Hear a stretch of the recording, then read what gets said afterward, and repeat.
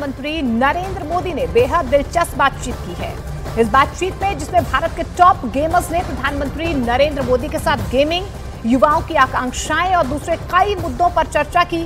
इस बातचीत के दौरान प्रधानमंत्री नरेंद्र मोदी ने कुछ गेम्स पर अपने हाथ भी आजमाए।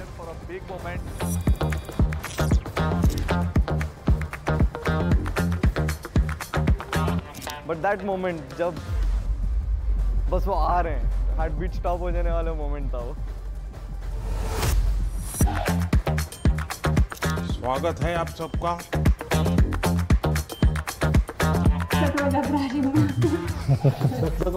अच्छा होने दीजिए। 1-on-1 जब हम उनसे साथ में मिले, हमें लगा ही नहीं कि हमारे एज में इतना डिफरेंस है। मैं कलर करके बाल वाइट करता हूँ ताकि जहाँ लोगों के लगे वो बच्चा।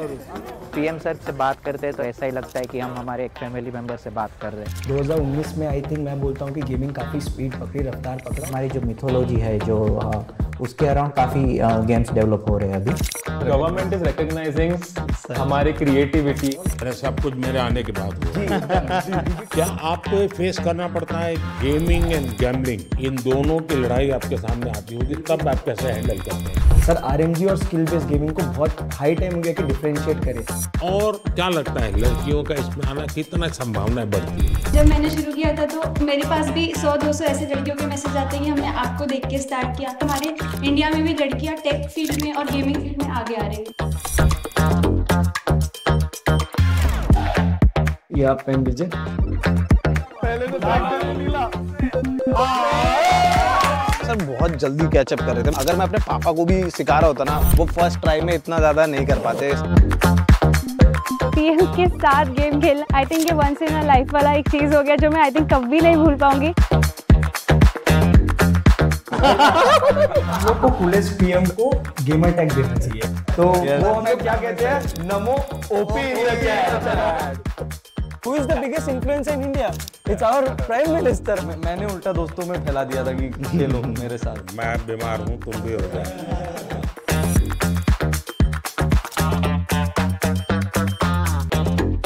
लोग अब गेमिंग को एक अलग नजरिए से देखेंगे। I think Indian gaming peaked. Mummy papa तुम्हारा बेटा मोदी जी के साथ खेल के आया है।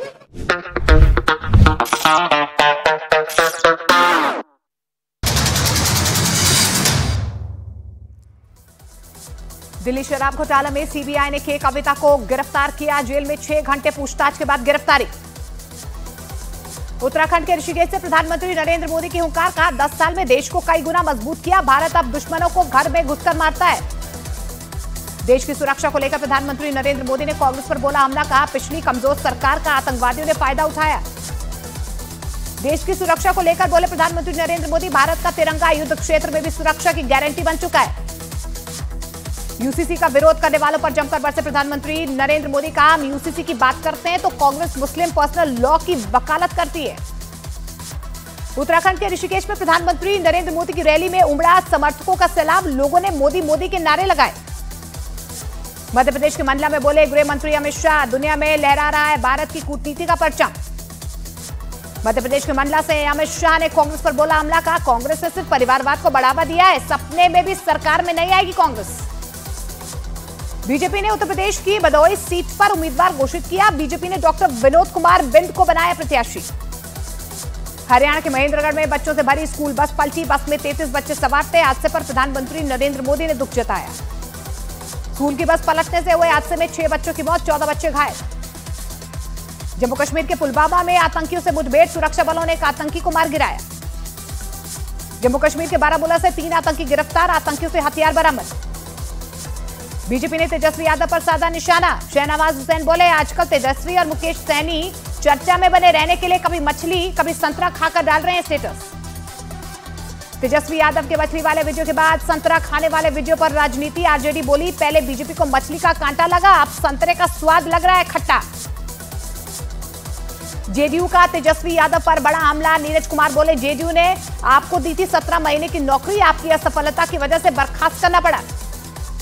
अरविंद केजरीवाल की याचिका पर सुप्रीम कोर्ट 15 अप्रैल को सुनवाई कर सकती है। केजरीवाल ने हाईकोर्ट के फैसले को चुनौती दी है।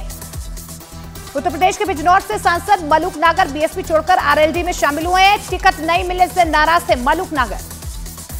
समाजवादी पार्टी के घोषणा पत्र पर उत्तर प्रदेश के डिप्टी सीएम केशव प्रसाद मौर्य ने कसा तंज। बोले, समाजवादी पार्टी का घोषणा पत्र जारी करना सुर्खियों में बने रहने का सिर्फ एक स्टंट है।